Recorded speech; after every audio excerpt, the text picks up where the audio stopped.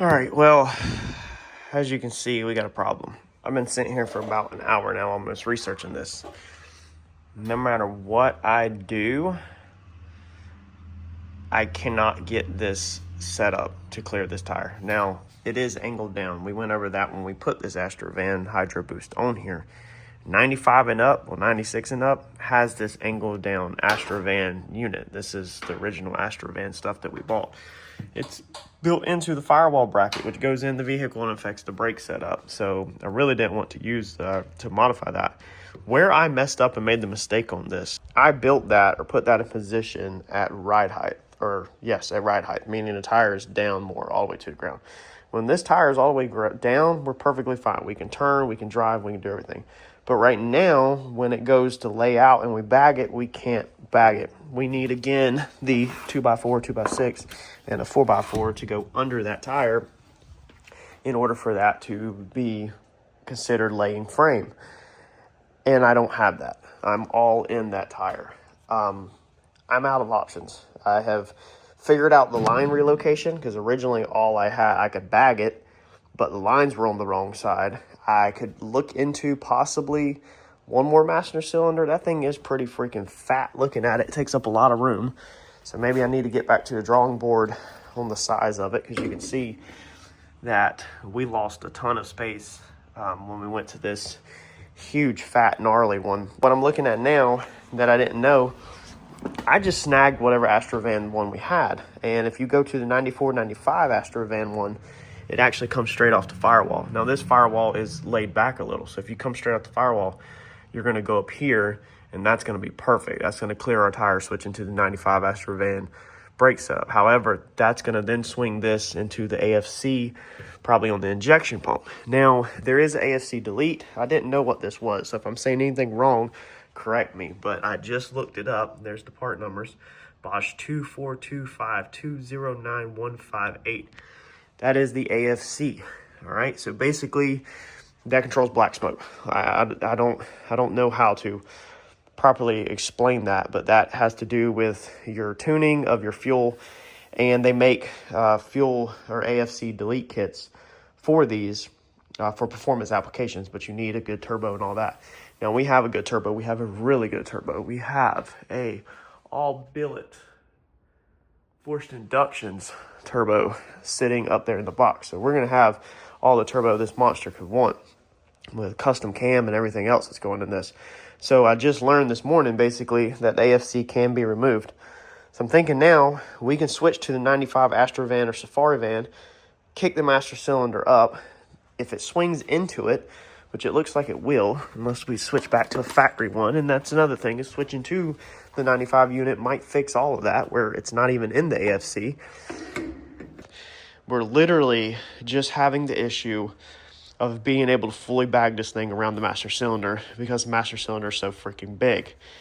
Now, if I would have built this master cylinder on here with the vehicle bagged, then I wouldn't have this problem, because I could have scooted it that way. And originally we had it more that way, but we have to also clear all of these throttles. But we definitely could have moved it that way. We could have only cheated this thing up maybe half of an inch, which clearly is not doing anything for us on the half an inch.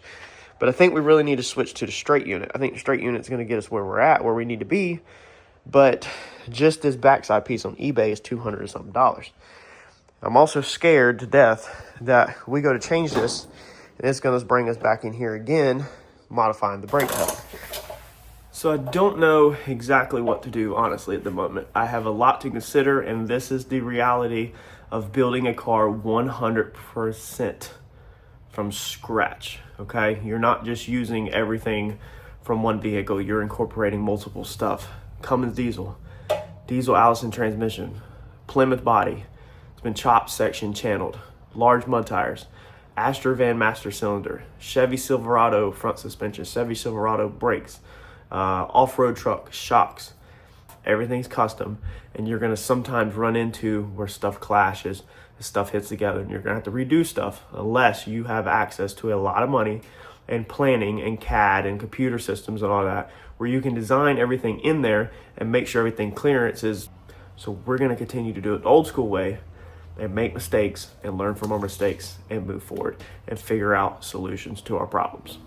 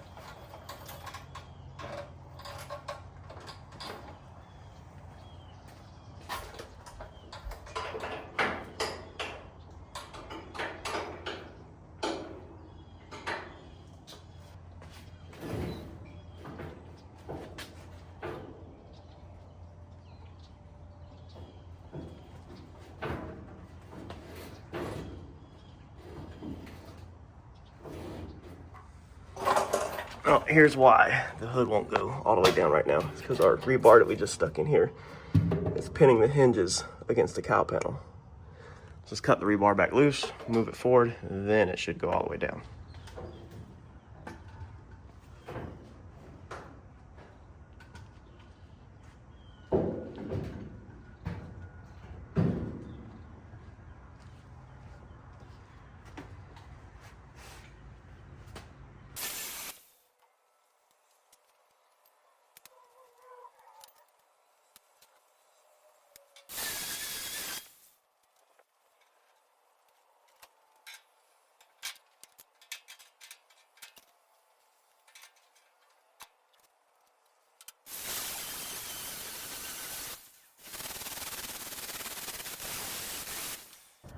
You know, with the sun coming out, it reminds you life's not always thunderstorms and cloudy skies and rains.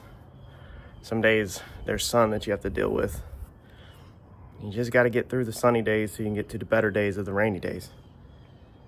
That's what we live for.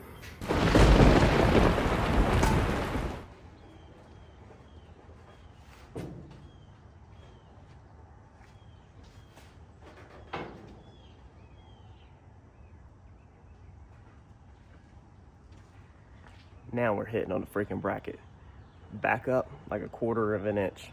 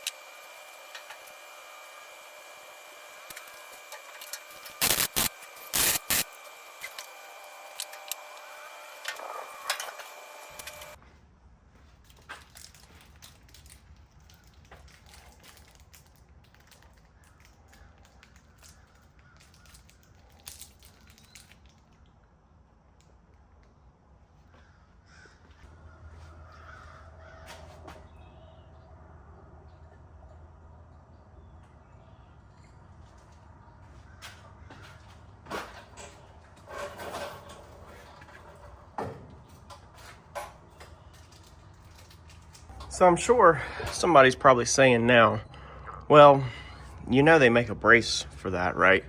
It goes from one hinge to the other hinge. And that was our problem the whole time with fighting with this hood. Yeah, I do. Where do you think that silver line come from that's across there? I ordered the factory brace that's repopped for this vehicle. $140. I think it's Mopar Pro. Ordered it off eBay from their store. They have a store on eBay. It is a lousy piece of stamped steel. And it goes from that hinge to that hinge. It arches, and it does not connect in the center at all. There's another bracket somewhere that's supposed to be for the center that I don't have, and it appears from the way the patina on this thing looks that this car never had a center bracket anywhere. Them tabs right there that are folded, they're all along the seam of the hood where it gets put together. So I'm not sure if this car even had one from the factory. I do know if you have followed along, remember when we repaired this? Okay, this was from fighting with the hinges. Same thing, the reason why that side over there was slightly bent. These springs are what messed these cars up. So the springs is what holds the hood up, but the spring also, as you've seen the amount of force that it took for me to get it off my foot and rope, they pull and tweak on them hinges a lot, okay? They're not a good design. You can switch to a different style hinge, which I'm sure somebody, well, maybe not. Somebody might recommend it. But guess what? We have them also. So I did heavy research, and some people use Chevy and Paula style hinges. Mr. Brian, actually, off of Turbo John Racing YouTube, if you follow along with him, shout out to Mr. Brian if he's watching this. He put me onto these. All right, these are Paula hinges or Chevy car hinges. So how they mount up, they're gonna go basically like this, okay? They're gonna be mounted to the firewall way up there. And then of course they go inside the hinge. I think this is for this side. So they would go up over top of this flange like that, sorta, and then get bolted back to the firewall straight. And then what people do is they change to straight hinges, all right? 2 straight hinges. And what that does is that keeps the hinges from fighting with each other. They're moving in the same plane, so it's a whole lot easier to pick up and down versus these, being this is a wedge nose, these hinges are cocked like this, so they're not really moving in an exactly straight plane. I can tell you what, God, I wish this sun would go away and it would start raining its freaking tail off. And that's what a lot of people do. But when Mike come over the other day, he was like, if you look underneath there, and that's what I did, he pointed it out to me. He's like, hinges are fighting each other because there's no brace on them. So as I tried to lift up or go down, you could see the hinges actually tilting in. If you look underneath your vehicle, it's way easier, obviously, if you have no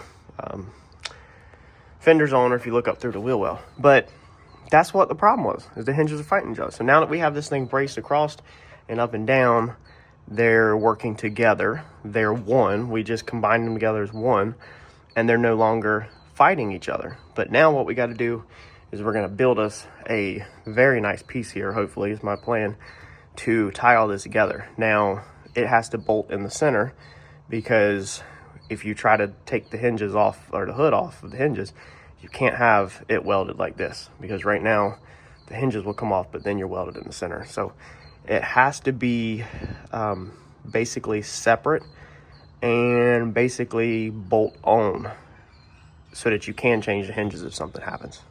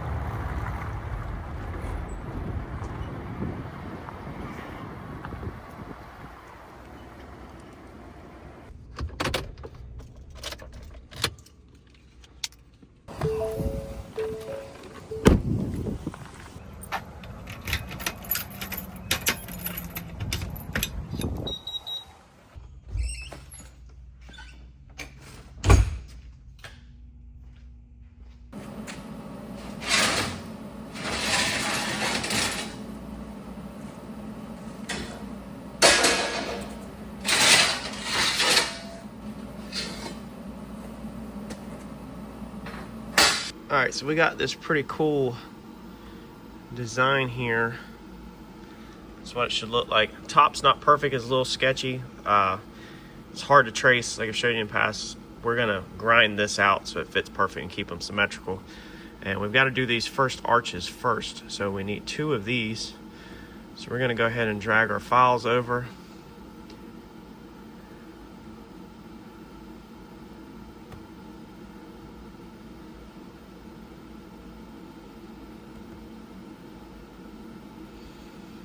this is going to be the hood brace. All right, let's exit out of this. This is where I get a lot of my designs from, which I ended up not using that.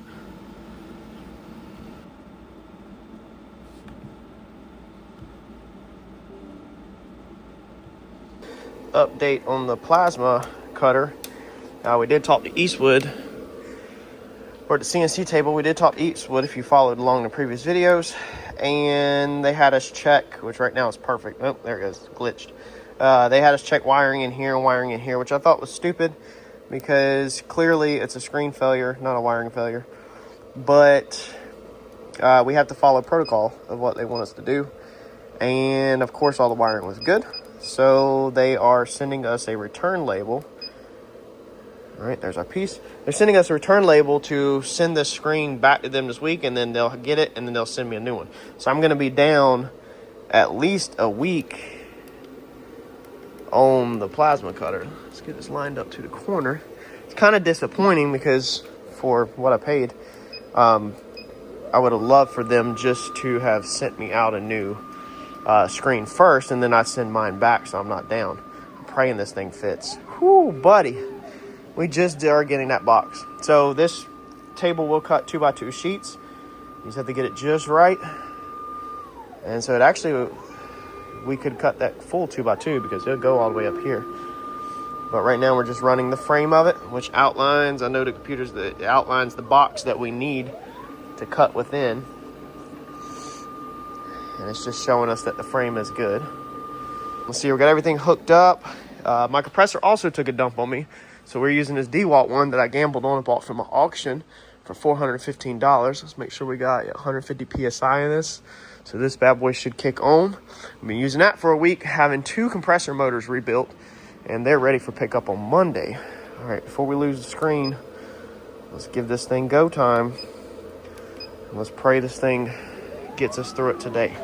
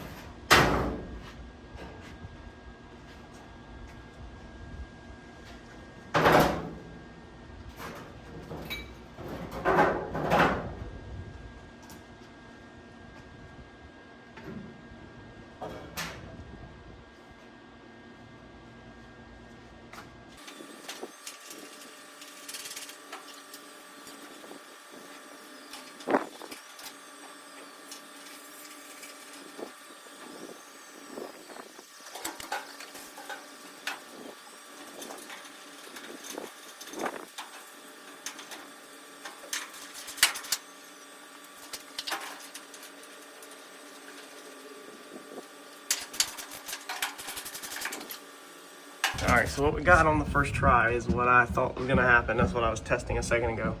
So basically the hinges are hitting the piece that we built. So just not quite enough clearance.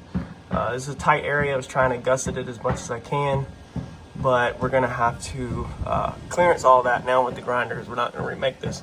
So I'm gonna just draw a little bit with the Sharpie right here, take the cross brace out. We're not gonna take the hood back off, and clearance that out pretty good, and then put it back on and hope that we're okay and it don't look too bad. But it's clearing everything else.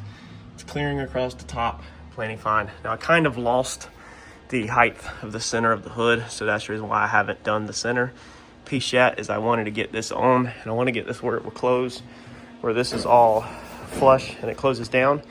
And then I want to get in there and set the height of the center and put the little piece in there, the little support piece on it, and then dress it all out on the workbench, the actual cross member. So that's what's holding us up right now. Let's notch it.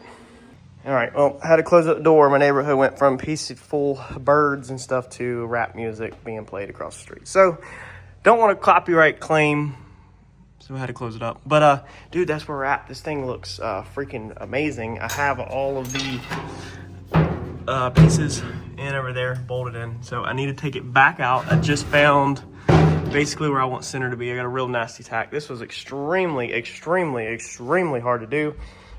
This hood wants to move around. You can see it does this, okay? It's not, and when you push on one side, it does the other side. It is funky to say the least.